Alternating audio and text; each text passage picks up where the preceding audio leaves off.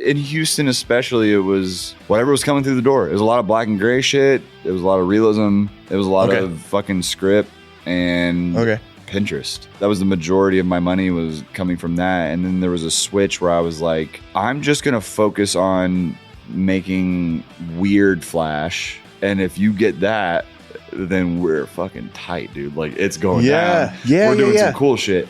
And then it started to like pick up that way where I think people started to appreciate me doing dumb Flash, ended up becoming like I'm just dropping Flash and people are getting the Flash.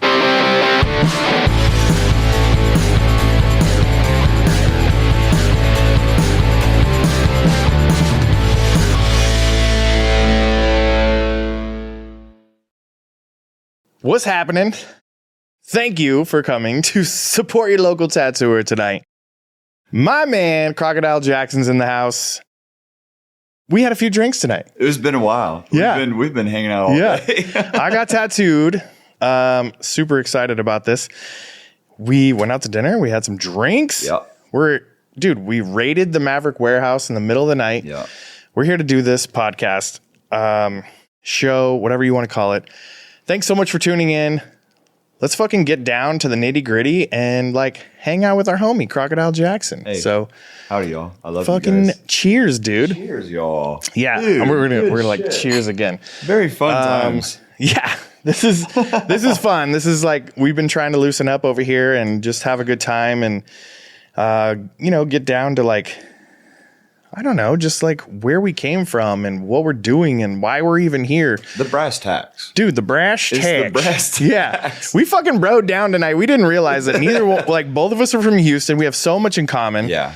I'm pretty positive our dads are the same dad. Yeah. I'm pretty positive we don't want a 23andMe. Yeah. We're going to find out that we are long lost siblings or cousins or some bullshit. Yeah. It was funny. It was like he's doing so Crocodile Jackson, Hunt. Do we go by Hunter? Or? Yeah. You can go by Hunter. I don't name? Ever tell anyone the name. Okay. But I should because people come in and they're like, I'm here for Crocodile. Yeah. And I'm like, that's weird. I love it though. Yeah. Hunter is fine. I should embrace that more. Yeah. More genuine. I'm so excited. Like, dude, tonight was fun as fuck. Like, I literally just reached out to you just because I've just been a fan of your artwork. We've been carrying actually your products for a while, like your fun, your card friends, collection, your Flash Friends collection, and they're super amazing, dude. Thanks, the amount of people that you have involved in that project, I fucking know how hard it is to wrangle cats. Thank you, dude. AKA tattooers. Shit, dude. Whoa. You're the first person to ever say wrangling cats because it does feel like that. Yeah. Like, dude, we're chaos. We know each other. Like we know how like our brains work. Like you were literally wrangling cats. Like when you're putting together fantastic, creative, unique characters all to one project, the amount of attention it takes and drive it takes to like get us all to like do one thing. It ain't no joke, dude. I think I'm really fortunate though, because everyone that has participated has been extremely chill and on time for the most part. That's like great. there is outliers that I have to like hunt down and people that I really want in the thing to be like, I gotta like hit you up and whatever. But for the most part, people are like super game, which I was not expecting. And that's fucking cool. Let's get down to that a little bit more. Like I just have a whole lot of respect for this, and I know this project is a big deal for you too. And so how, before we get into like your history of tattooing and everything, like how the fuck did this this particular project happen? The Flash Friends? Yeah. Dude, it purely came out of like, I'm a big Magic nerd, and it's I just play Magic all the time with my friends, and I'm a big collector of cards and shit. That's cool. I'm a tchotchke guy. I like collecting shit, and one day I was just chilling, thinking about it. I was like, dude, it'd be so cool if we had like collectible Flash, because tattooers collect Flash, but I don't think regular people collect Flash. Yeah, I mean, at least not like the general population. Tattoo nerds collect Flash. Yeah. And I was like, oh, I'm going to fucking make it to where anyone could collect Flash and discover new tattooers and shit. And it was a pipe dream. Dude, for the longest time, believe it or not, I got all the art for the first set and did nothing with it for an entire year. No shit. Because I was like, this is stupid. No one's going to fucking like it. Oh, I was for real. Typical artist insecurity. So, I was so hard on myself. Yeah. I was like, this is so dumb. What the fuck was I thinking? Yeah. And then it was just one day I was like, I'm just going to fucking make it. I fucking threw down, got it made, and everyone was super stoked on it. And I'm like, well, I'm going to keep going. Yeah. And we're here. I'm like 2.5 sets in. How many artists like I'm not looking for like direct numbers, but like you have like a couple hundred artists, right? Yeah. I think I have about 300 now. Holy shit, dude. I have the first set was 60, the second set was 82, and then the half set that I did in the Netherlands was like, oh, I didn't even know about very that. Secret. Okay. Very secret set. Okay. No. I like it. I did it for the True Blue convention. For everyone that was participating in that convention, we did it exclusively for the True Blue guys. Who Bob is like super cool. And just he was like, well, let's do it. So I got everyone in that convention to do it, and then we just released that in the Netherlands, and it was really, really cool. So including that, around 200, 300 people. But official sets. That's a fuckload of emails. Brother. Dude. I know exactly how that is. I'm not good at emails. There were so many and there's also I always, I'm always shooting for people outside of America. Like that's cool. I try to for the past 2 sets, I've tried to get people from I try to get as many states as possible. To just showcase maybe different stylistic hubs across America. Yeah. And it's the same for the world. Like I love finding the Korean folks who are doing shit and the Spanish people who are doing shit and so on and so forth. Cause I was always so interested in the little bubbles of style. Yeah. They're happening all over the place. Like little niche, fun shit. Exactly. Yeah. And it's so cool. And that was originally the main interest of Flash Friends, where I was like, I just wanted to showcase style bubbles. Okay. People that are style pushers. Yeah. And that was like, once I started digging and finding all these people, I was like, oh, this is really a fucking thing. Whoa. And then it ended up becoming Flash Friends. Yeah. No shit. Yeah. Yeah. So it was cool. Like the whole we just partying one night, or like where did the Flash Friends concept come from? It was, I'm not joking. I was taking a shit. I forgot my phone. Okay. And it's one of those weird moments where you're like, you're left with your thoughts. And I was like, it'd be cool if we had cards with Flash on it. So for anybody that's listening that doesn't know what we're even talking about, Flash Friends is basically baseball cards of tattooers and their artist style. Not so much about them, but more about their illustration styles and nerding out on their uniqueness in our community. Just showcasing Flash. Yeah. Just Flash. Just cool Flash from people all over the world. Some of it you might not think is the coolest Flash in the world, but it is something I think is important. Me personally, where I'm like, oh, this person inspired me to some extent. And it's that's all I really want. Just showing the full range of what Flash looks like. I'm such a fan of Flash. Yeah. Well, we spend a lot of time and energy on Flash events and stuff for our shop. And I think it's just super fun and old. Well, I don't know if it's considered old school now or I hate to throw that out there, but I'm curious about that. I'm an exclusively Flash tattooer. I hardly ever do custom pieces. Okay. And it's I don't know. That's just the way I've always operated. And I'm like, this is cool. So you'll draw pre and then display and then your clients will be able to choose from. Yeah. Okay. I'm open for these designs. Let's do it. Yeah. And then I do those and then it's fun. So tonight, when I rolled into the shop and I was like, So a little backstory on he was passing through town, and I just randomly was like, you know what? I fucking love this dude. Like, I don't know you, but I wanted to reach out and just touch base and see if you were open to do a little random tattoo. And you drew it on, and it was super fun. Yeah.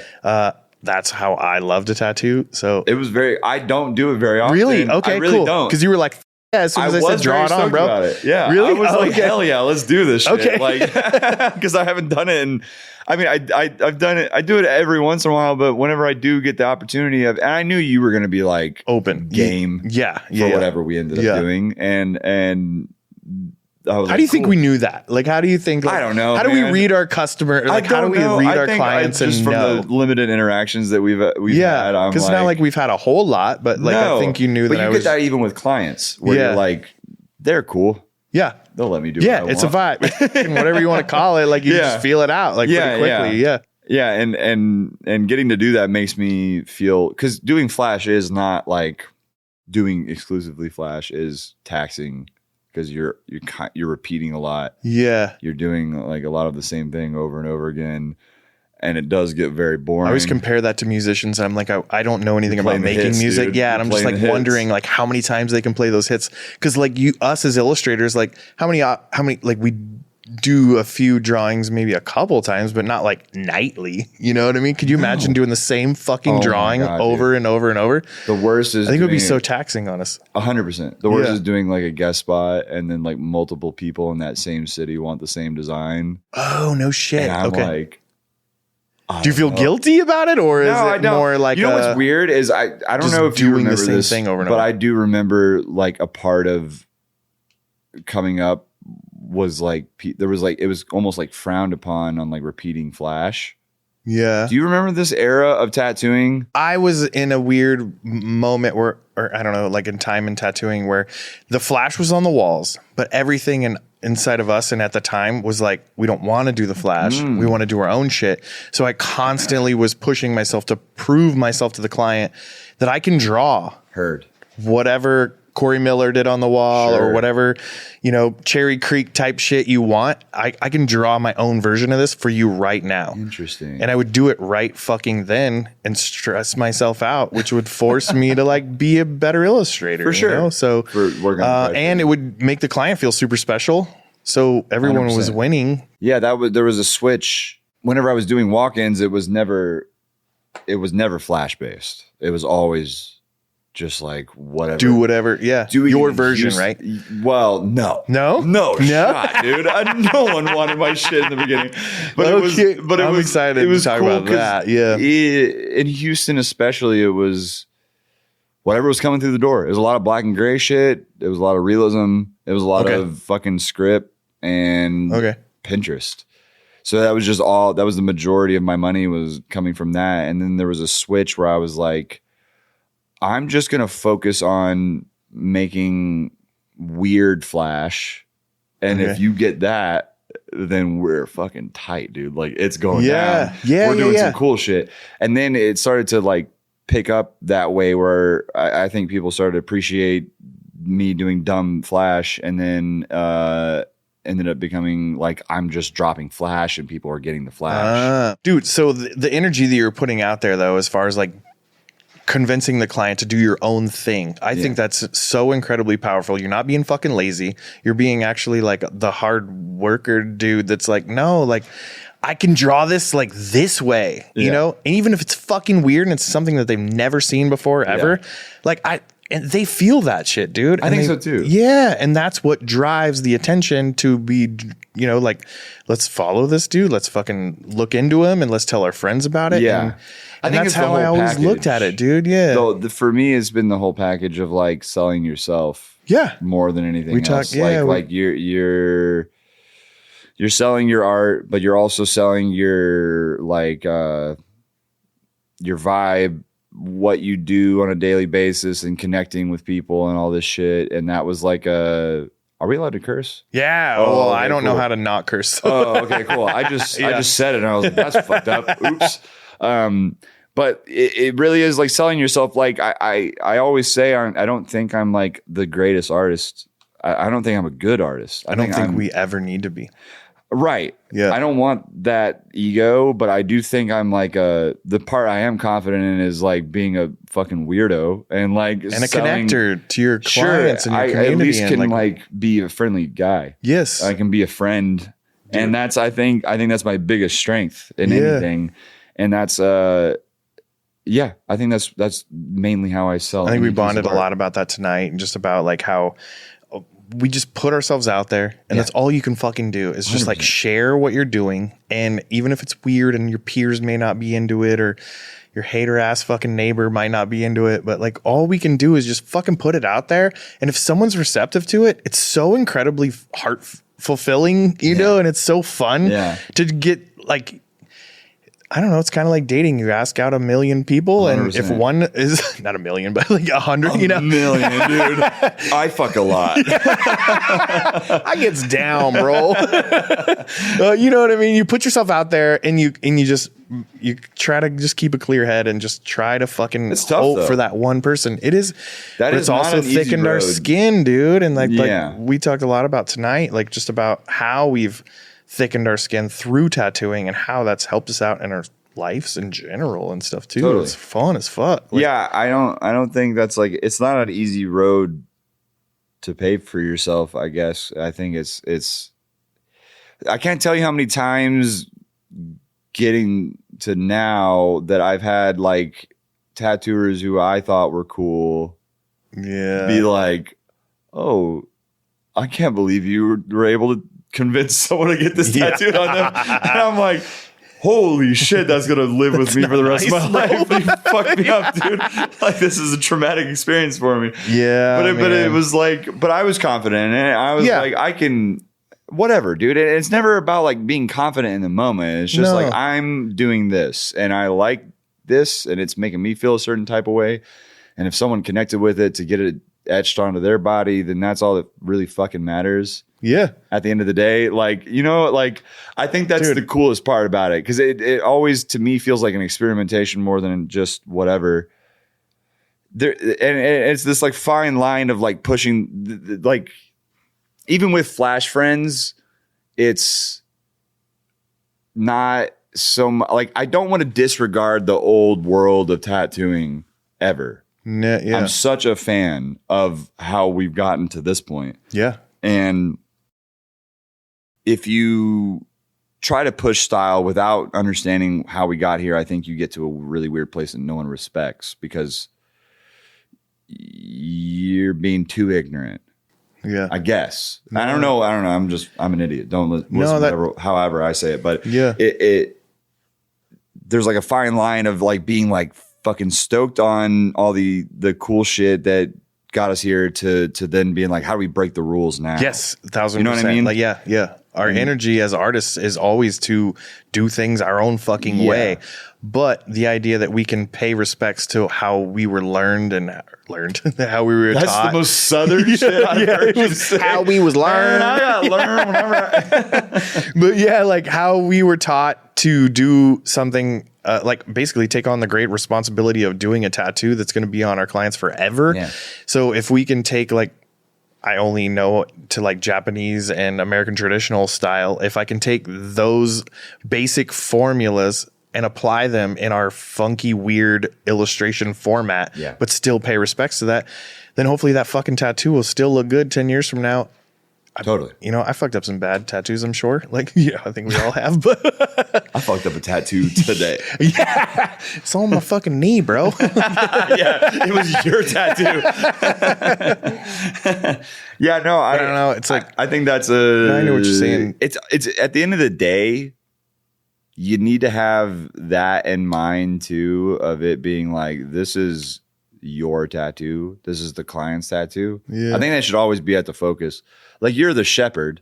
Yeah. But like my old boss told me, he's like, dude, they want a shit sandwich, you give them a shit sandwich. You can try to talk them out of it. Yeah. But they're going to want a shit sandwich at the end of the day. It's such a gray area. I mean, it is. It is what it is. Yeah. And then and even whenever you're working with clients that like want your stuff, they're going to tend to take it out of the realm that you're comfortable in or the realm that you think is going to look good. Yeah. Sometimes some clients are just like hell bent on getting what they want, and they think that you can do it. Yeah. Meanwhile, I'm not that great of an illustrator. You know, like okay, so like, fuck, let's jump all around. We're gonna jump all around tonight. We've been partying all night long. So your style is I'm such a nerd, and I'm in love with like unique illustrators that have been patient and worked their way through tattooing and built up their own following and stuff. Like, how often are you dealing with people that are like, I love your style, will you do this black and gray fucking portrait? More often than you think. Yeah.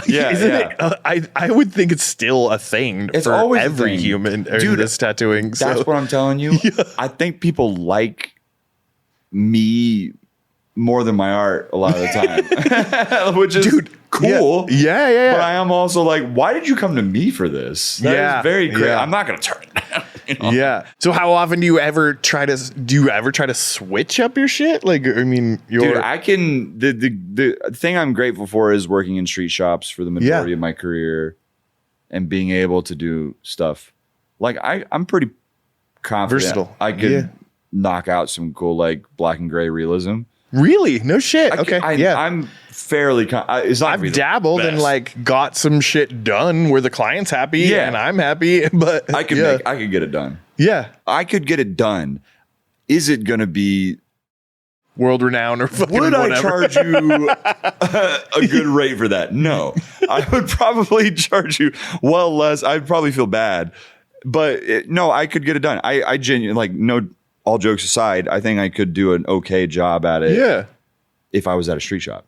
Okay. Yeah. And I think that's like important to know, to be like as well-rounded as possible, but also specialize in your shit. Yeah.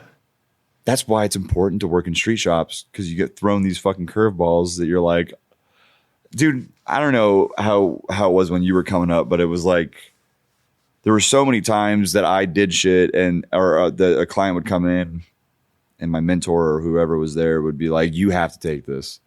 Yeah. And I'd be like, I've never done. No matter what time it is. I've never done lettering on a belly. I'm very terrified right now. Your diarrhea in your stomach is building up.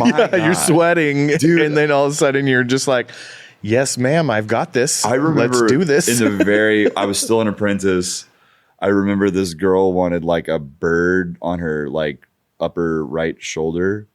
And, I got like 15 minutes in the tattoo and I had a full-on panic attack and fucking left. I'm not joking. Like bounced. I said, like out of the shop? I told the other guy that was there, I was like, Jason, you got to finish this tattoo. Get the fuck out. I got to go. Where did you go? I don't know how I didn't get fired. I know. I'm not gonna lie. If that happened in my shop, I would be like, "Hey, hard, bro. Like, hard, no." Like, I don't know, dude. That's a patient ass way over my head. I did like 3 lines on it. Yeah, and they were the most fucked up, wobbly lines ever. And then I was like, I can't. Dude, that specifically reminds me of the first time I did a dude's throat. He wanted like some graffiti shit, and I like grew up doing graffiti, but you know, whatever. Yeah. I don't know. I'm also a year into tattooing, and I'm now all of a sudden gonna do like a throat, your throat all the way across your shit, dude. Oh, no. I remember every fucking moment of that tattoo. I remember sweat. Like I'm pretty sure my sweat dripped down onto his face while I was tattooing him, which is so roguish. But like I got through it, and I was forced to, because my boss at the time was that old school boss where he was like, bro, like this dude's here. He wants to pay you $250 or some shit that was not back in the day. Yeah. That's what to blast his whole entire throat, like 7 letters across his throat.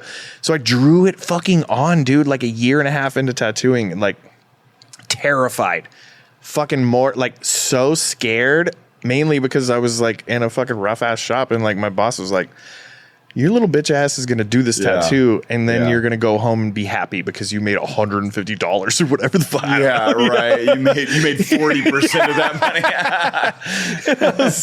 money. Well, dude, that shit is terrifying, but it built that character, dude. It does. And it pushes you through the hardest, scariest shit, dude. Work through that. I think tattooing is like 90% confidence. Dude. Yeah, you know what I mean? Like, like I think it really is. Like that moment after that, I was like, I'm never doing that again. I'm gonna bullshit my. So what happened? Like, how the fuck did that end up? Like, Jason, did you come back in the next day? Jason, shout out Tattoo Jason, fucking Houston. We worked at this shop called Fat Cats. It was owned by this guy named Rusty, who, rest in peace, was an old biker guy. All right, and Jason saved my ass because he jumped in and finished tattoo. And what was the client? What do you? The lady was like, "Yeah." Did he say what the client was going on? Yeah. She was like horrified, but he crushed it. Okay, good. He showed me the tattoo afterwards. I was like, took the cash. Thank God. Yeah, 100%. Of course. Okay. I'm gonna take 15 minutes worth of cash. Oh, hey, bro, I put in 20 on this. I think I need about $40 from that. But no, he jumped in and saved my ass, and that was fucking really cool because I would have panicked if I was there alone. I was in way over my head. Yeah, they should not have let me do that. And my mentor wasn't even there. Like, of course, no mentors were there when we needed them back in the day. But I was like, dude, no, don't let me do this. We're all suffering from absent daddy. You know, like that shit. My dude was never there either, and I'm my terrified mentor was dealing a with it. fucking menace, dude. Yeah. Jesus, but he, it taught me a good. I think the thing that it did teach me was boundaries. Yeah, on my scope of ability. Yeah, like I know what I wasn't able to do. Yeah, from then on, I was like, I'm not able to do ribs. I don't think I'm there yet. Yeah, and then whenever I was more confident, I would take on stuff like like an incredibly valuable. Exactly. Honestly, instead of fighting, I'm glad. I honestly am glad I had that panic attack for the client's sake. Yeah, because if I had followed through with it, I would have fucked the whole tattoo up. Instead, I said I did a fucking WWE tap-in fucking shit, and I said, Jason, you're in. And then I never done that before. Myself. That's pretty wild. Yeah, that's pretty wild. Fucking dude. Insane. Yeah. I don't know. If you think about it now, you're like, what the fuck, dude? I don't know what. Can you imagine if halfway through my tattoo tonight, you were just like, "Yep, I'm out, bro. John's gonna finish this up." He just comes out of the back with his fucking meat apron on, and he's just that would honestly be kind of sick. I heard about this fucking some tag team shit, dude. I'll do the outline, you do the coloring. I thought about that way back in the day, like a system. Let's do this. Yeah. I heard about this tattooer. I'm not going to name his name, but I heard about this tattooer whenever I moved to LA who I had tattooed a client, and she was like, I went to go get a tattoo from him. And whenever I showed up to his studio, it was just a guy there. And then he said, oh, I'll go get this guy. And he goes in the back room and he comes out and there's a guy with a mask on and like a whole get up. It was just that dude that was right there. And he had a whole facade that he put on, and that's how he tattoo people. He would tattoo him with a luchador mask and shit. Is that too LA for me? Is that too LA for you? I'm so I don't want to talk shit, I'm so enamored by the thought of this. By the brazen stupidity of being like, oh yeah, I'll go get him, and then I just go and put a mask on. That's the funniest thing I've ever heard in my life. Yeah, and I've always been like, that's cool. I like a good. I like a shtick. It's fucking weird. I like a good shtick. That's dumb though. Oh man, dude. So one thing we like to do here is just get down to kind of, I love listening and hearing about where the fuck we came from and like how you got into this shit. Like, so like how, where do you have any early memories of like being exposed to tattooing or tattoos in general that were funky and weird or fun or tattoo magazines? Yeah. Just like walking into convenience stores and seeing tattoo magazines. That was like next to the porno too, which is funny. It was only porno and tattoo. The reason why I was there was for look at the nudie mags. And then it was the tattoo. I was like, well, I can't get the nudie mags. I'll browse through this tattoo magazine. Yeah. But it was also like my grandparents who were in the biker culture and all that shit. And then and they had tattoos.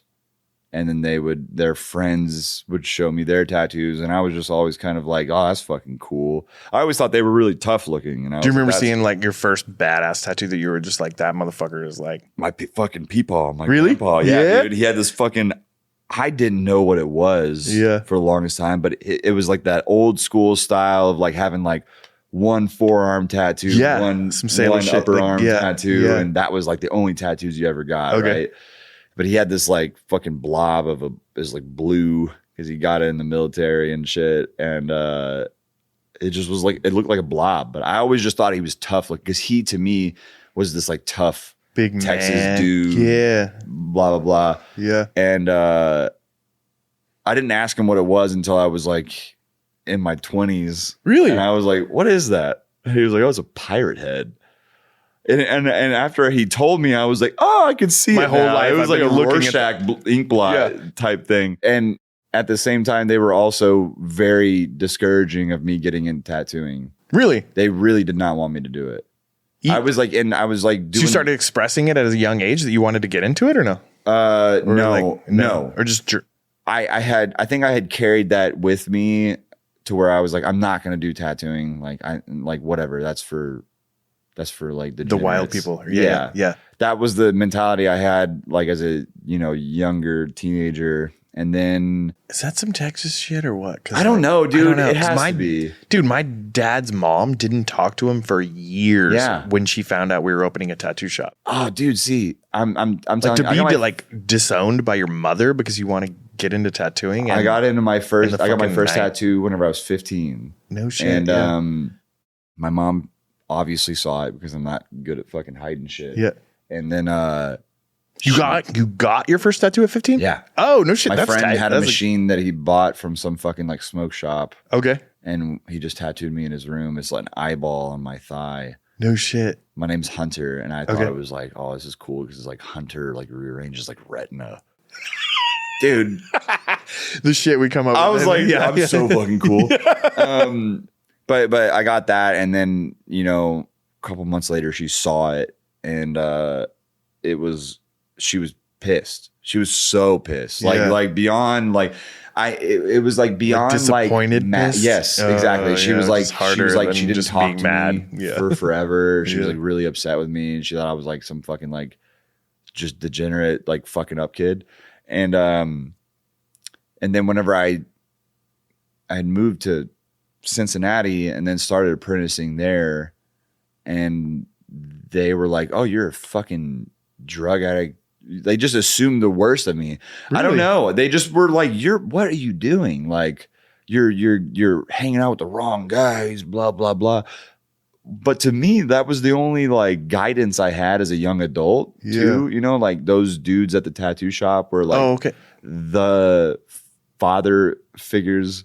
I hate saying that. Yeah. But they were the dudes I looked up to. They were our papas. Like, honestly, though, I didn't have any. I was living in a city before I was 20 years old, like in a completely different city that I grew up in. And I was like, I needed some direction. I was like laying concrete for a living and fucking drinking every day and being a degenerate, going to jail and shit. Yeah. I needed someone to be like, stop fucking up, be at the shop every day. And if you don't, then you're fucking fired. Yeah. I needed someone to tell me that. That's great. Then I got that from this shop and set me on the path to now. And I that was fucking cool. Yeah. And my parents still my whole family disapproved of it. I think until I was like, I had like a good Saturday. All of a sudden you had your own apartment and shit. Well, it was like until I had like a good Saturday and I was like, look at how much money I had fucking made on a Saturday. And they were like, oh, okay. And then they never fucking gave me shit about it after that. And I was like, cool. Hell yeah. Isn't that funny? Yeah. And then we were in. And then it was like, it's like once you start like identifying as it becomes this whole different thing. You know what I mean? They can't really fucking hate on it if you are a tattooer. How did you end up in that shop, like pursuing apprenticeship? I bugged the shit out of Cincinnati, you said? Yeah, in Cincinnati. So I moved to Cincinnati, Ohio. I was like 18. By yourself? I had a friend that had moved out there, and he was like, I need a roommate, and I was like, hell yeah, let's go, dude. Yeah. So I packed up a box and moved out there. Just drove my fucking car out there, and he knew a guy that had a concrete pouring business, and I was laying concrete, and I hated that job. That job sucked dick. Tough ass job. It was so bad. Yeah. And then I was like, I was already doing the art thing and like using Instagram and okay. And then I was like, well, I need to make money off of my art. That's the only thing I'm good at. Because I realized very quickly I'm not a skilled laborer. Yeah. I'm very bad at doing construction. That's hilarious. Yeah. I'm very lazy. I'm physically inept. I worked AC for one summer in Las Vegas, and I was like, this is fucking terrible, bro. It's bad, so and you can't get me to do something I don't want to do. Yeah. So I just fucked up so much shit. But so I bugged all these shops around Cincinnati until like I would just hang out there after work every day at a different shop. No shit. Okay. And just kind of be a fucking rat. Fucking pulled your balls out and walked into like a very intimidating environment. I would bring a fucking sketchbook and I'd draw there. And if they were like, who the fuck is this guy? And then one of them was like, dude, if you're going to be here, you got to go like fucking wash tubes.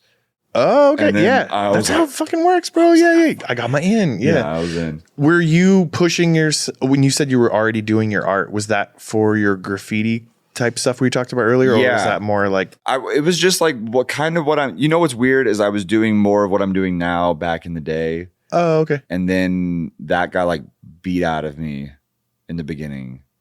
It was very trad. Too weird, too quirky. Yeah, exactly. That's not going to work it wouldn't have worked as a tattoo. Yeah. Like I was drawing shit that if I had tattooed that, it would have been very bad. Yeah. It would have been too lines too close together. Okay. It just wouldn't have worked. And I just learned traditionally, like American traditional style, like you got to do this and do this way and study this guy and he's did it right. How were some of the characters and like, when you first started getting into these shops and doing your apprenticeship, like were you around some so weird, dude. Yeah. You were in like more of a biker type environment, which is where I came from. Yeah. So the first guy I apprenticed under was like biker dude, but he was like apprentice farming. Oh, okay. So yeah, just getting cash on some dudes. He made me. Oh, dude, I paid for my apprenticeship. Me too. Well, no, I didn't. I totally fucking lied. Yeah, $200 a week. A week. Okay. Yeah. And I was laying concrete, so I was making good money. So I was like, I can do this. Okay. Yeah. But I would get off of concrete. I would work until like 4 p.m. concrete, and then I'd get off and I go home and shower, immediately come to the shop and work until 10 midnight. Yeah. And then wake up in the morning and fucking, And then it was like, he was a terrible tattooer. Yeah. And there was like, I learned more from terrible tattooers than I did from good tattooers in my career, dude. I learned more out of my apprenticeship than I did in my apprenticeship. I was a bad tattooer as soon as I was out of my apprenticeship. Really? Yeah. Well, so because the guy in Cincinnati ended up going to jail for fraud. Tight. Kind of cool. Yeah. Kind of a sick one, but he went to jail, and I was like, well, at that point I was like, I'm only here for my apprenticeship. Yeah, just get this shit done and bounce. Yeah. So once that fell through, I went back to Houston. Okay. I'd already known some people in the tattoo world there. Okay. And then got another mentor there, and he carried me through until he got fired from the shop that I was working at there, and then they canned me because I was his apprentice. Oh, geez. And you tried to hang around for a little bit? I didn't. They were very clear. Everybody's wanted me there too. He fell asleep. Your whole department is canceled. Yeah. He fell asleep on a tattoo. And then I have such a fun story about that. Oh, really? He was super doped up. He was like bad on the dope and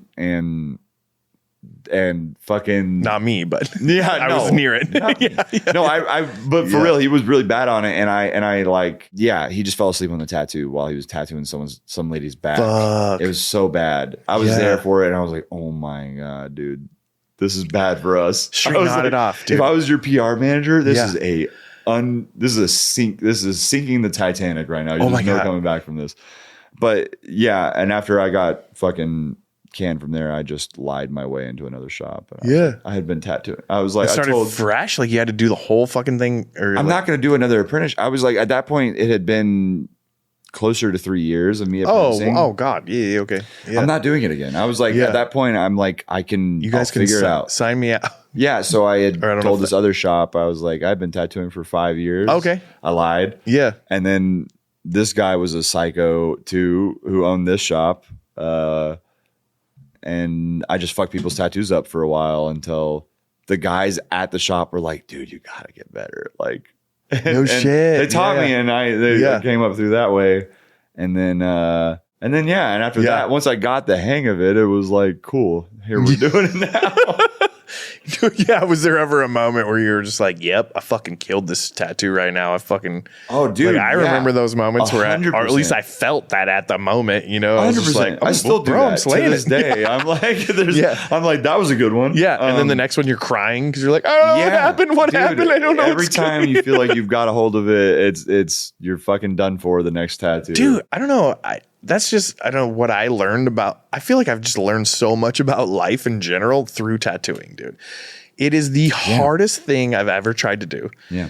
And it kicks your ass and also nurtures you and makes you feel so great about yourself at times. And it's I tell people this all the time. Relationship, this is the corniest shit ever, but like tattooing saved my life in a weird way because of where I was at at that age in Cincinnati, and was just getting in trouble and directionless. Yeah. And they gave me this community, and it gave me like a purpose and a direction, drive, and I can make some money and like get an apartment, and fucking get a car, and yeah. And without it, I don't know where I'd be. Yeah. It's why I'll never stop tattooing, no matter what other endeavors I'm trying to chase. It's just this gave me everything. I'll always give back to it as much as I can. And yeah, it's a good fucking platform, man. Like, it's fantastic, dude. And like, we're dealing with some kind of crazy shit right now with the changes in Instagram, like overall, it's just like there's just been a lot of changes in the industry and stuff, and I still fucking love it, and I'm still driven. Like, I feel like it's like a cleansing maybe period where I think if we just try as hard as we can, we're gonna fucking figure out our own path again. 100%. We've been humbled right now with this change in pop. I don't know what it is. It's not popularity. It's the way we were able to acquire attention off of what we were doing. It was it's a very good way to put it. Yeah, it's very fucking different right now. Yeah. 5 years ago, we were able to get attention so incredibly easy. Right now, it's harder than ever. But like, I think that's just going to push us. The real true creatives and the thinkers and the fucking, the people that are thinking outside the box and trying really hard are going to survive. They're going to push through it. And these weak motherfuckers that got in it for the wrong reasons, I don't wish anything ill will or anything up. No, but I think that they're going to change their minds. I call them fair weather tattooers. There's a lot of people, I think, over COVID especially, that were like, oh, this is a great way to make money as an artist.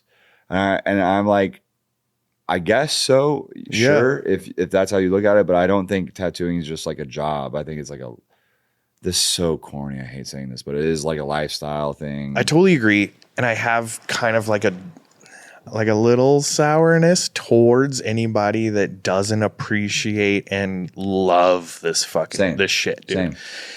Yeah. It's hard, dude. Anytime I've ever apprenticed someone, I'm like, you have to appreciate tattooing. You have to fucking like, why do you love this? If you're just doing it to like further yourself, I don't think it's gonna work out. We saw it on TV or some shit or whatever, which is interesting because that's a thing. Like, I didn't know that was a thing. If you did, and it drug you down the path of like learning about like tattoo history or whatever. Yeah, it's not a bad thing. I'm saying, But to if be you're exposed doing it for a selfish reason, I think it's like, if you think it's the quick path to getting rich and famous or some shit, it ain't the fucking road. If you think it's a good way to make money too, I'm like, you're fucking wrong, brother.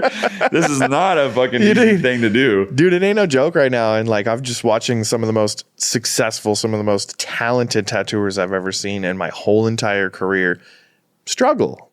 And I hate that. But we are all going to, like, if we're driven and we're in love with this shit till the fucking end, it'll happen, dude. Like, we're going to figure it out. Yeah. It'll be all right.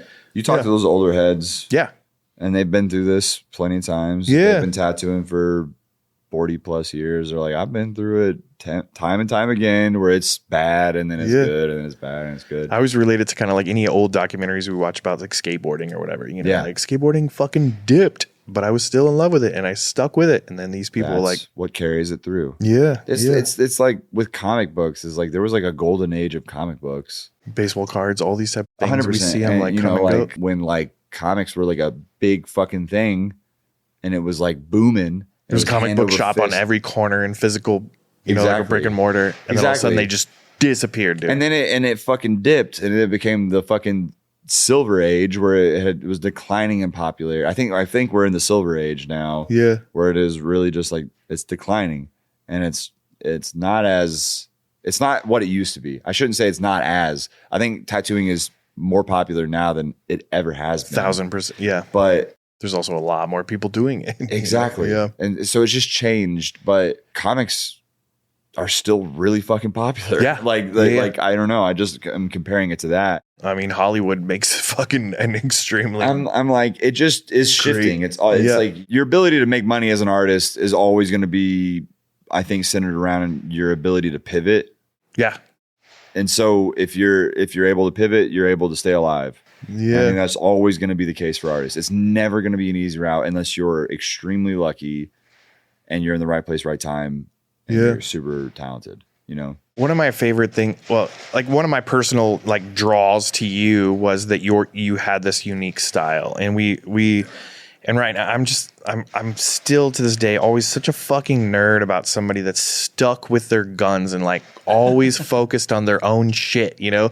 Like we talk about Adam Hawthorne and fucking Dave Tevenall and, you know, Adam Turk, like all these. Well, I shouldn't. He doesn't like when you call him Adam, but we're gonna call him Turk. Yeah, Turk.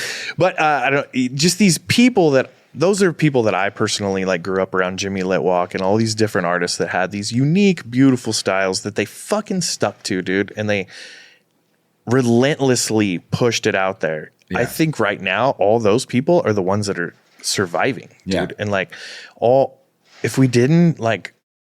Which is, I think we talked about this earlier too, like how difficult it is because like my mentors taught us how we needed to try to be like a specialist in every genre. Yeah. And was a very difficult task, you know, to be like good at black and gray and good at American traditional. Like there's only a few people that I can even think of that have like seemed to not master, but like been able to acquire the skill set in multiple genres like that. Yeah. I think niching yourself out is always a good thing. Yeah. I think with it being so, it's also so saturated, but just with it being as popular, I've always been like, I'm never going to be the fucking best tattoo. I'm not going to be a Gregotron. Yeah. You know what I mean? Like, I'm not going to be any of the people who are like super good at Japanese traditional or any of that. I just don't think I have that knack in me to like master the craft. I think I can do a good tattoo. You know what I mean? I want to be able to do a good tattoo. Connect with people. And then my interest has always been in just like being stylistic, just having style in any sort of way. And then there we go. Dude, how many like great or is there anybody you can think? I mean, I'm sure you can, but what are some major influences as far as illustrators? I don't mean to put you on the spot. Illustrators or tattooers? Yeah, I'd say illustrators in general because I think we should draw. Alex Party? Really? Okay, cool. That's awesome. No shit. I met Alex here in Vegas. Yeah, a long time ago. Fucking love the dude. No shit. Yeah. Such a nice dude. Yeah. Such a talented artist. But without him, I don't know if I would be pursuing art. No shit. I met him at like a North Las Vegas, like random graffiti group meetup. Yeah. And he was there with a bunch of like European graffiti artists and shit. And I was nerding out, bro. I still have like little Alex Party, little magazines that he signed for me, like 100%. In my attic, dude. Like, I have an email that I sent to him whenever I was 15 or 16. Yeah. I sent him an email to his blog. Okay. That he had at the time. And I was like, hello, Mr. Party. That's so tight. What ink do you use? Yeah. And he replied to me. Okay. And was so kind and like cool about it. And he answered my questions and shit. And that meant so much to me as a kid. So ink is he tattooed or you? No. Oh, okay. Yeah. Ink in his paintings. I was I never seen how do you make your paintings? Okay. I asked him like a really annoying question. but he responded and was kind and was helpful, and that was so cool to me, and it showed me like what a good role model could be as an artist. Oh, that's fucking and awesome. It was so sick. Yeah. And he just I don't know. I always was just drawn to his shit, and then I still have some limited prints of his that are framed in my like art space, you know. He's so cool. Yeah. He's so cool, dude. Okay. Like I'll always give him flowers. And then, you know, the fucking like the greats like Mobius and Frazetta and shit. Like those were huge inspirations. Yeah. Victor Castillo and all those are like the art side of shit that I pull from. Okay. Buff Monster, graffiti side of shit too, and I don't know. It was stuff like that. Yeah, because you were a graffiti kid growing up too, right? Yeah. I was. Yeah. Was never good, but still tried my damnedest. Yeah, but I've fucking been chased off the side of the freeway. Like, 100%. Trying to do good shit. Yeah, that was why I was going terrified. To jail a bunch. But for sure, I honestly think like pulling from outside of tattooing helped me a bunch. Yeah, no, 1,000%. Because it you know, help you find your own unique path within tattooing. Yeah. It was knowing how to make a good tattoo and then pulling from outside of tattooing inspiration, because tattooing can get very like incestuous. Yeah. On like we start to repeat and we're just rinse doing and the same repeat, old thing over and over again, and that was the main drive of like my style was like I just want to do shit that I don't think I've ever seen anyone do before. Any tattooers though that like pop into mind though that you're just Ian like Betterman? I don't know if you know of. I know the name. Wonky Tiger was his is his Instagram Wonky name. Tiger. Okay. He was such a fucking huge inspiration. He did my arm. Okay. Always like some like weird spaceship. He's like a comic guy. Just incredible tattooer. Fucking. Where is he based out of? Austin. Oh, okay. And Tevenal. Yeah. Honky Kong. I love Dave. He's going to be out here I think he's going to be out for that convention again in November, and I think he's going to be able to come by here. You should. I love him. He has to. He loves me. I know you do, Dave. Get your ass out here, bro. Yeah, Dave. Yeah. He's a sweetheart. I love him so much. And so many fucking. Oh, Hathorn, Michelle. I have to fucking give Michelle Wanhala a huge shout out. To me, she was the first person doing what I think my style is derivative of. Okay. She was doing that like weirdo shit, the like, illustrator weirdo shit before me. Okay. She was the first person I recognized. Yeah. And was like, oh, dude, she's killing it. She is so cool. She's a complete weirdo. Love her to death. Yeah. But I love that she's her and she's like remained her the whole time. I don't know. Big inspiration. Yeah. Michelle Wanhala. Yeah. That's fun. Yeah. Dude, there's just like so many great people that have brought us into this, and it's fun to like, I don't know, at this moment, like think back and be like, dude, you fucking gave it to me, man. Like I love like Adam Hawthorne, like, dude, he's one of the fucking, to me, like one of the most influential tattooers in my life. Like in your sphere. Yeah, in my personal sphere. Yeah. Like, dude, Dave Tavenal too, as far as a pusher and a motherfucker that just like does not give up. And it gives and gives and gives to it. Yeah, to tattooing, you know, and everything. He's just so fucking like talented. It's like annoying how good he is and stuff. And I don't know. He was the first person I was like had style and was like immaculate. Yeah, at executing. Yeah. And I was like, that's cool. Which is a big deal too, because a lot of us, like, I think I've seen a lot of like beautiful illustrators like jump into tattooing.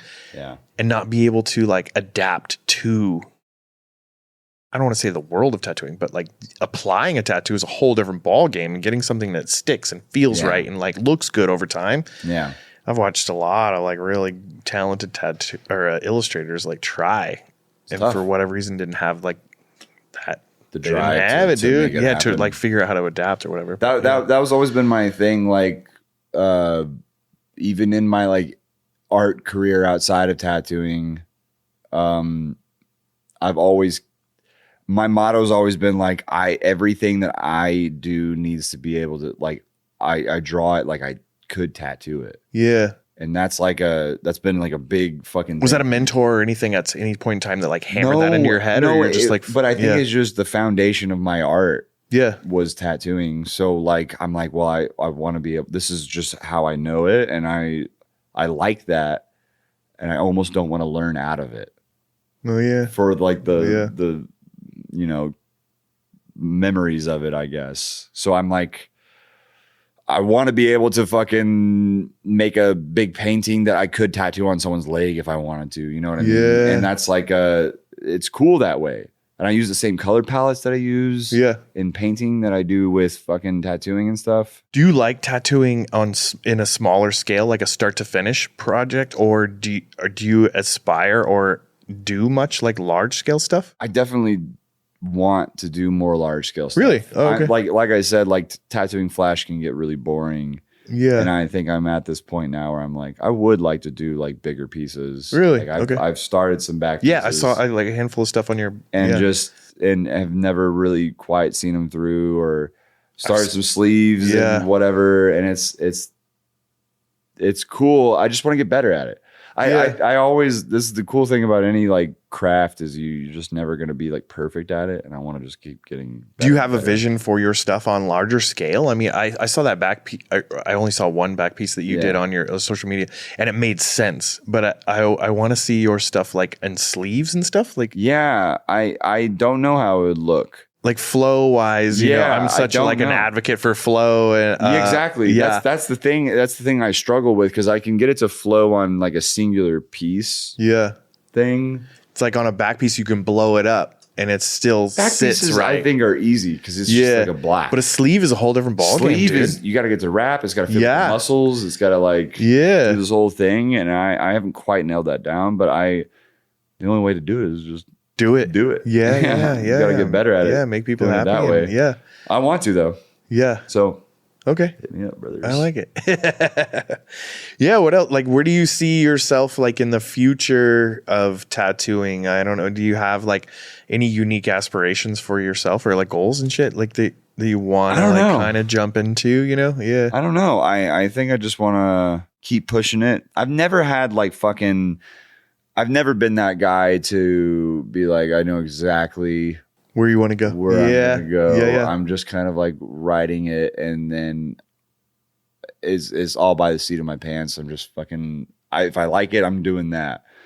But I don't know, just get bigger and better, get more intricate and get quicker. Quicker is a big thing. I think you did great tonight. Like, dude, we banged out my side of my knee like pretty fucking fast. I always feel like I tattoo so fucking slow. Yeah, I don't think so. Yeah, okay, I think you did fantastic tonight. God, like, because I'm fucking like, dude. I was surprised also how bad the side of my knee like didn't bother me at all. Thank God. I was more irritated at my shoulder, like just on that fucking skinny ass table. But dude, I think the trick is fucking keeping up conversation, dude. That's such. I think so too. That's such a good distractor, dude. If you can talk the whole time, people will forget about how painful it is. Yeah. As soon as you start, the conversation starts to lull, then they're like, "Oh fuck." Yeah, or I just want to kind of get in my own zone as a client tonight, you know, like just zone out and like not talk. But I totally get it. I was excited to talk to you, and just, I don't know. I mean, we were in a great shop tonight. You did a guest spot at Buddy's shop, Downtown Tattoo in Las Vegas. And Buddy has a fantastic environment, and his shop is beautiful, dude. If you haven't checked it out, it's fucking stellar, dude. It's so good. It's so fucking like, it's crushed in flash everywhere. I think we talked about this a little bit. This is really fucking weird, but I've been tattooing for like 25 years and I've never done a guest spot. I've started. That's crazy to me. Yeah. I opened up my shop like 3 years into tattooing, and I was like, I can't fucking leave because I borrowed a shit ton of money and I built out a crazy shop, and I was so busy I couldn't fucking leave. Other than doing conventions, I did black out and do like 2 conventions a month for like years. But like, how's your experience, and like, what do you enjoy the guest spot? Yeah. Love. Yeah.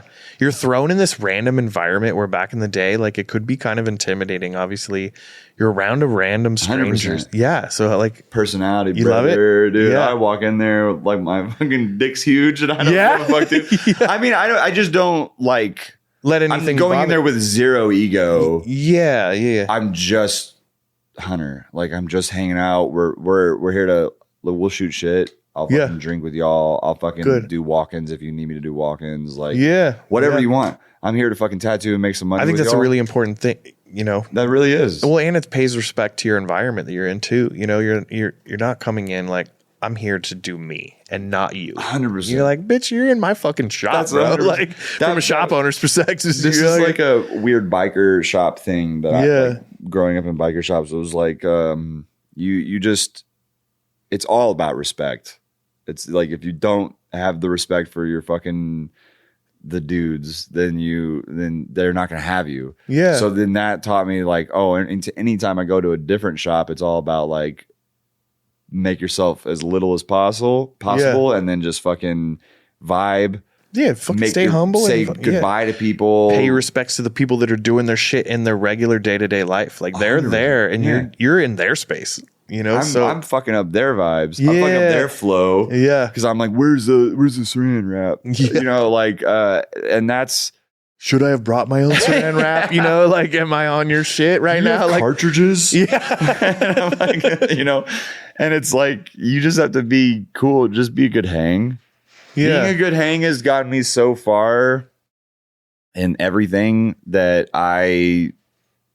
that's my biggest, that's the one thing I'm confident in. I'm confident in nothing else. We had a fantastic time tonight, dude. And like, I mean, Buddy's shop is such a like good vibe. I fucking love, like, this is what I love about tattooing. Same. You know, like right now I'm in this like little grind where I'm like, I just want to get little jams from like all these different tattooers and a lot of my local tattooers that I've been head down grinding for so long. I haven't got out and got tattooed by Buddy. I haven't got out and tattooed by all the fantastic tattooers in his shop or any other shops in my own city. Like, I think that's something that we should do and pay respect to our locals. Yeah. Like, you know, and it kind of like clears up the fucking air, you know, like 100%. You may have heard about me for a long time and I've heard about you. Yeah. And we may have built like weird little fucking stories about each other. That is a weird thing about tattooing. If I come in and I just want to be a part of your environment and get a little tattoo, like, let's fucking do this, dude. And let's bond. It's showing your belly a lot. Yeah. Like, and I think showing your belly is a good thing. Yeah. Where you're like, it takes all the cool guy out of everything. We all got a little space open, you know, get out there and share it, dude. Yeah, you know? It's fun. Whatever it is, dude, even showing face in a shop, 1,000%. Like, dude, just being like, oh, we're hanging out today. Or like, whatever. I stopped by the shop. I brought everyone fucking donuts or whatever. Like that sort of thing goes so far. Because you're just, I don't know, just building fucking relationships. Community, man. Community is so incredibly important. And I do feel like there was a handful of people back in the day that would like throw some shit. But I personally remember Buddy showing up at my shop in like 2004, participating in my art shows and stuff at our shop. Like when he was like just starting out, like I didn't know that he had tattooed less than me. I always thought he tattooed around the same. It doesn't fucking matter, you know. Like I have the most same amount of respect. But it's just, I remember him being there for me, so it was like really cool to like just kind of be in his shop and like lately and just literally just sit down too. Also with like all egos aside, and just pay my respects. Like, dude's been doing it, like doing it for a long fucking time in our city, and he does such a great job, and I fucking love walking in his shop, and it's so beautiful, dude. Yeah. I laid there on my back today getting tattooed by you, and I was like, there's not a square inch of this shop that's not crushing flash or art. So good, dude. It's so good.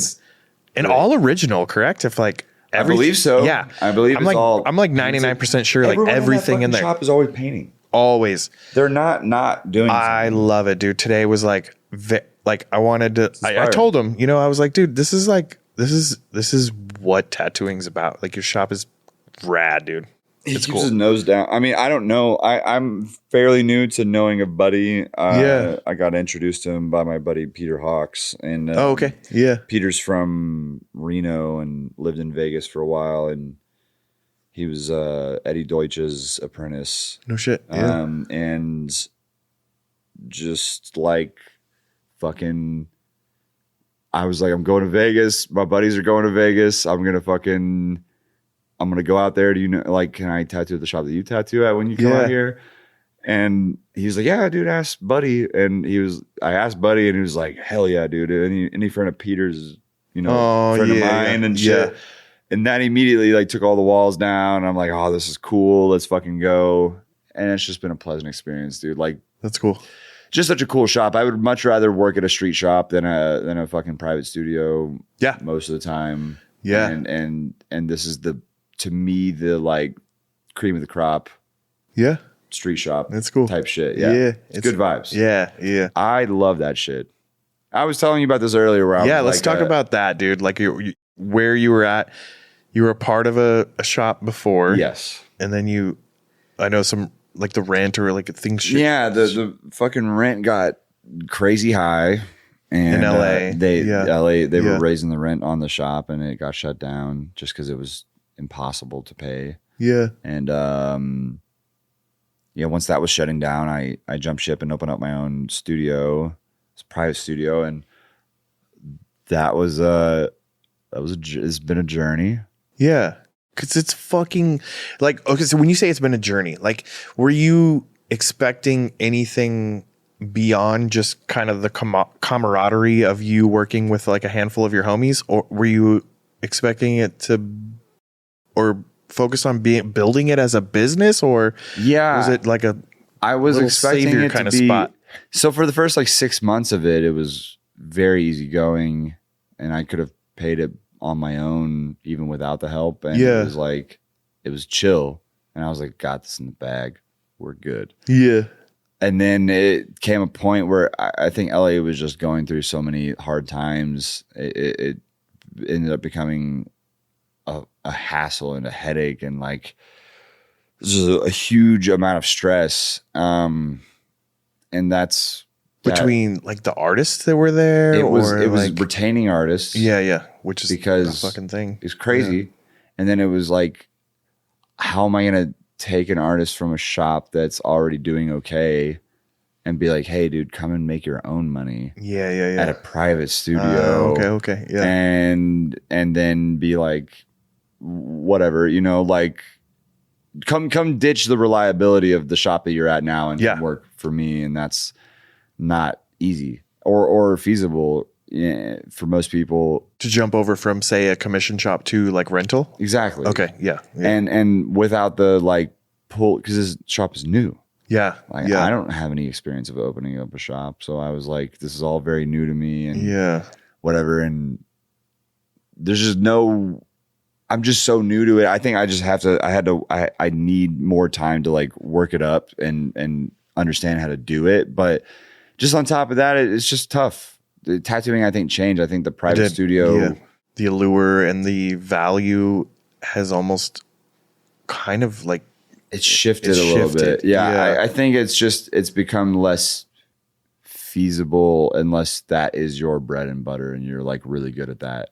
You know what I mean? Yeah. Whereas like a walk-in shop in a good area that has notoriety is reliable. I know. Yeah. So like my shop's still commission based, it seems so old school, but, we work our butts off on trying to get people to come in, and I don't take that lightly, like I love the idea that I can still help tattooers get seats in their, butts in their seat, but it is harder than it's ever been in my whole entire career. Really?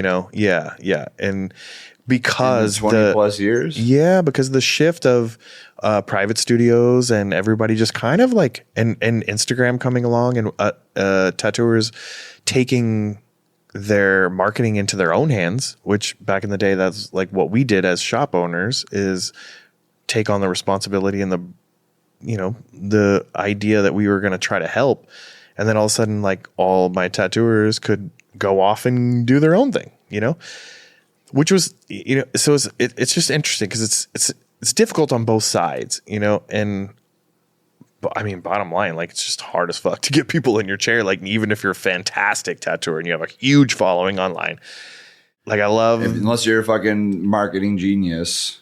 It's still a grind. It's a grind. It's a different kind of grind. And we're all kind of, I think, being humbled. And yeah, dude, but we'll all pivot. It is the name of the game. Yeah. We got a little comfortable with how it goes, and then it shifts on you, and then you learn how to fucking make it work another way. And we talked about that a lot tonight. And like, honestly, I think it's a good thing. Like I like being challenged, dude. Yeah. I like being. I don't like the stress. I don't, but I'm grateful for it. Yeah, exactly. Because like a privilege. If you're just chilling and just like things are working, like we get comfortable and the world passes us by. Yeah, you know? 100%. I think if you can withstand, then you will be a stronger artist, tattooer, yada yada, and that's good for you. Yeah, and I think it and it's all about just fucking like leaning on your buddies and your fellow tattooers and your diehard clients and shit to just carry yourself through it.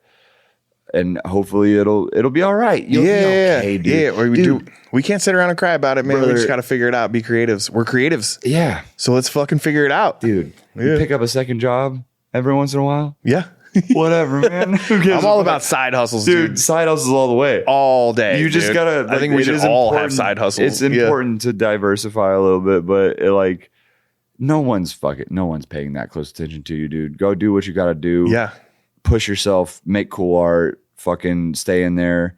As long as you don't give up. It's the old skating thing where it's like you didn't stop skating because you got old because you stopped skating type shit. It's the same thing with tattooing. Is you see those old fucking my buddy Jack Watts he has a podcast where he like interviews all these like old head tattooers from Europe, and he tattooed this guy. I'm sorry if I'm mixing up his name, but it's something like George Bones or something.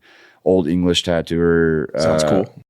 I don't think that's his right name, but anyway, he did it. I was listening to his podcast and he was talking about he was like interviewing this old guy from like the fucking before the 80s tattooer. Oh wow, yeah. He's just still kicking, still tattooing.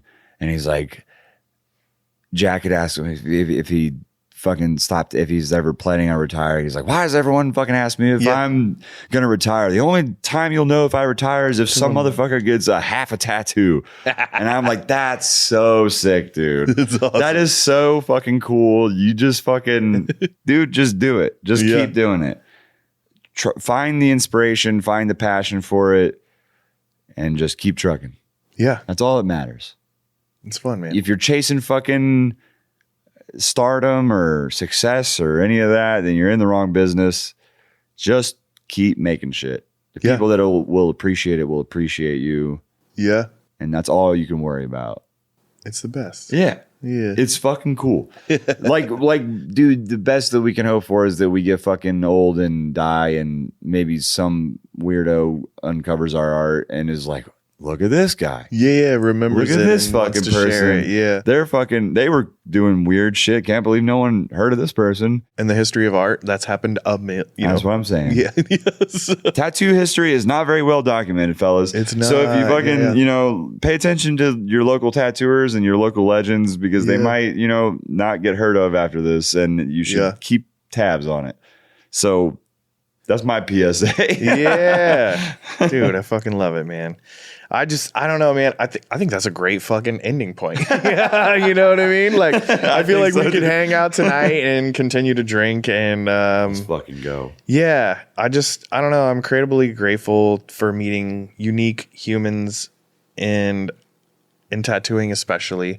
Like tonight was really fucking awesome, dude. Thank you, man. We had a great it was time, great dude. for me too. I was extremely excited to do this and fucking hang out with you, and it's been a blast. It's fun and it's scary for us all. Like we're all just trying to like learn and do new shit, and this is all still new to me, and it's just 100%. Fun as fuck to like try to put this together and put it out there, and hopefully some people appreciate it. And I don't know. I just like. I'm incredibly flattered that you would take the time to like hang out, and you've been somebody that I've followed over the years and always admired your tenacity and your illustration style, and stop it. It's cool, man. And tonight we fucking bonded, bro. Like, I think we're long lost siblings. Yeah, the fact that we're from like basically the same fucking neighborhood and all this weird shit, and like I don't know, I'm just like it's just cool, and I just am grateful for what this like weird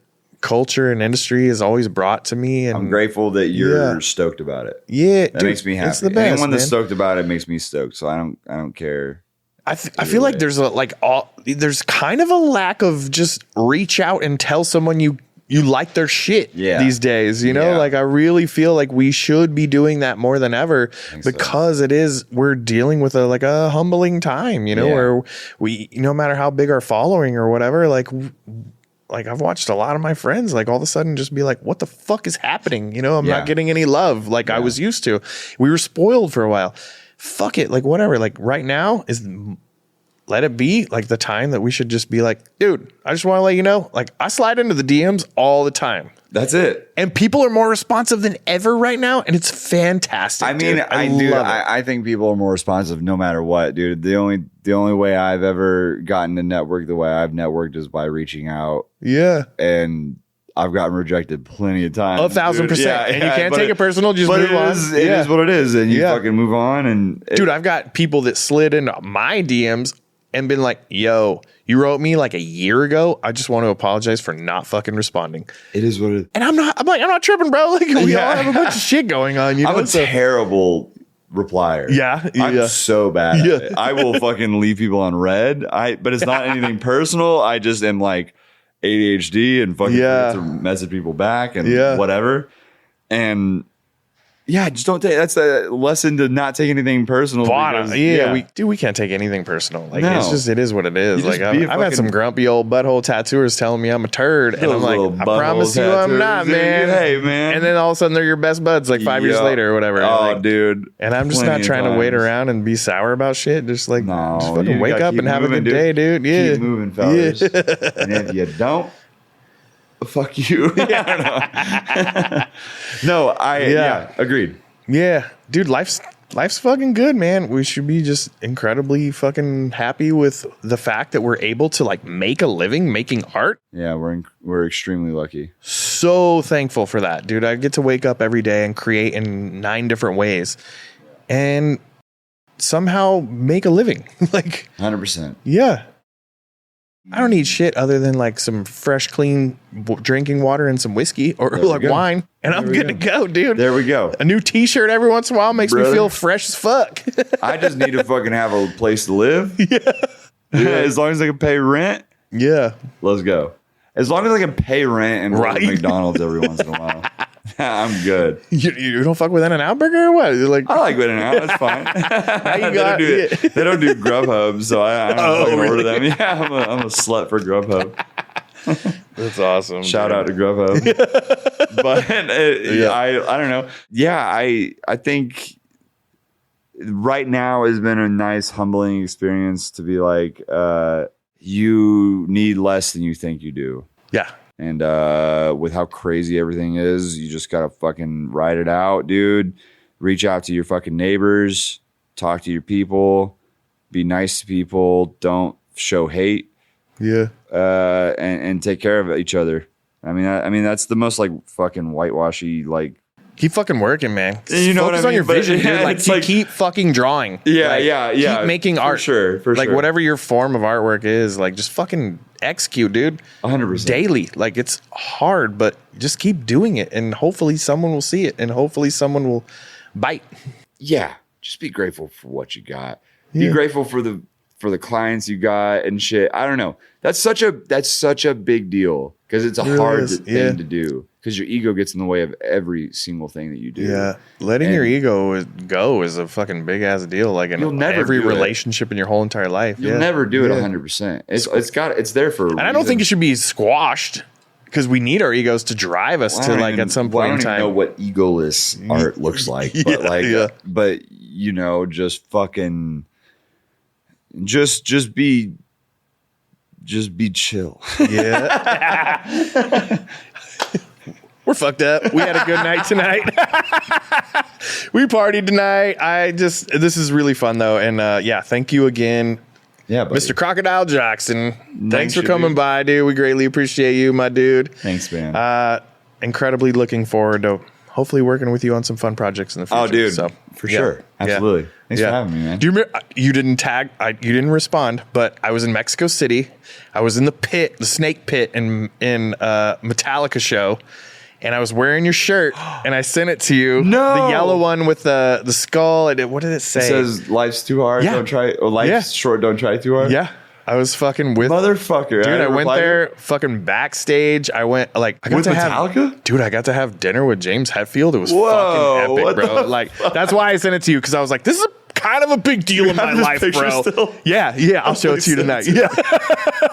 Yeah. And I was like, I happened to be wearing your shirt there, the yellow one, and everybody was in yellow and black, because that was like the tour colors for the last tour thing. Yeah, that's so sick. Yeah, fuck me, dude. Yeah, dude, it was so fucking awesome. It don't mean shit, man. That's awesome, man. That's I was thinking about you, and I fucking I love that shirt. And that's so fucking sweet, man. It was fun. I'm always so stoked, because I'm like, I'm just such a bad communicator.